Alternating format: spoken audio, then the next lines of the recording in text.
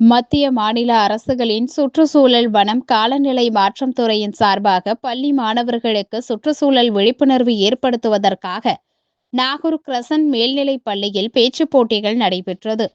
சுற்றுச்சூழல் கல்வி திட்டத்தின் ஒரு பகுதியாக சுற்றுச்சூழல் என்ற தலைப்பில் 2 பிரிவுகளாக போட்டிகள் நடத்தப்பட்டது.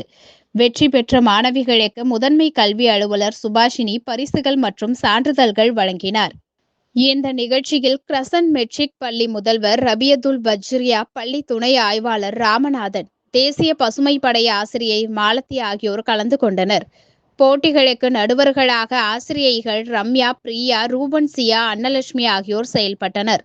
இறுதியாக 65 தேசிய பசுமை படை பள்ளிகளுக்கு இந்த நிதியாண்டுக்கான ரூபாய் 2500 காசோலை வழங்கப்பட்டது. இந்நிகழ்வுகளுக்கான ஏற்பாடுகளை தேசிய பசுமை படை மற்றும் சுற்றுச்சூழல் கல்வி ஒருங்கிணைப்பாளர் முத்தமிழ் ஆனந்தன் செய்திருந்தார்.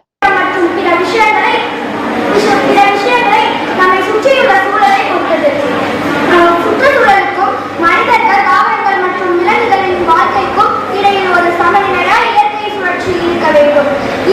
அவன் தேடிக் கொண்டிருக்கிறார். அந்த கைகளாக நாம் மாறக்கூடாது. பசுமை எங்கே, வளமை எங்கே என்ற வாசகம் எங்கெல்லாம் இருக்கிறது என்று பார்த்திருக்கிறீர்களா? அதை தான் நான் கேட்கிறேன். பசுமை எங்கே? அவையெல்லாம் நாம் நம்மால் அறிந்து கொண்டிருக்கிறது. நம்முடைய பெரிய கெட்ட பழக்கமே என்னவென்று தெரியுமா? சுற்றுச்சூழல் சமநிலை என்பது, அதாவது ஈகோ பேலன்ஸ் எனவும் கூறலாம். மாறாக ஏதாவது ஒரு காரணி சம அளவை விட பன்மடங்கு கூடுதல் அமைந்திருந்தால் சுற்றுச்சூழல் சமநிலை பாதிப்படைகிறது. இதனால் சுற்றுச்சூழலில் வாழ்கின்ற உயிரினங்கள், மனிதர்கள் உட்பட அச்சூழலில் இருந்தார்கள். அவர்களிடம் தொலைநோக்கு பார்வை, தன்மையான உயிரினங்களுக்கும் ஆதாரமான குறிக்கிறது. உணவு, நீர், காற்று மற்றும் தங்குமிடம் போன்ற அனைத்தையும் சுற்றுச்சூழல் நமக்கு தருகிறது. பழந்தமிழரின் சுற்றுச்சூழல் குறித்து விழிப்புணர்வை நாம் அறியலாம். நாம் ஆரோக்கியமாக வாழ்வதற்கு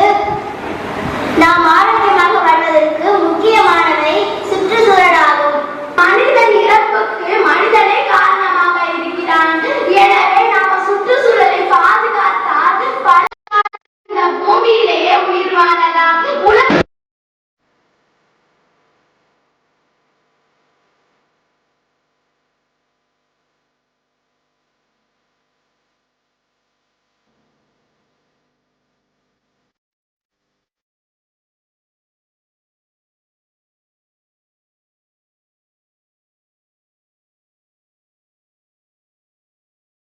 Bagaimana?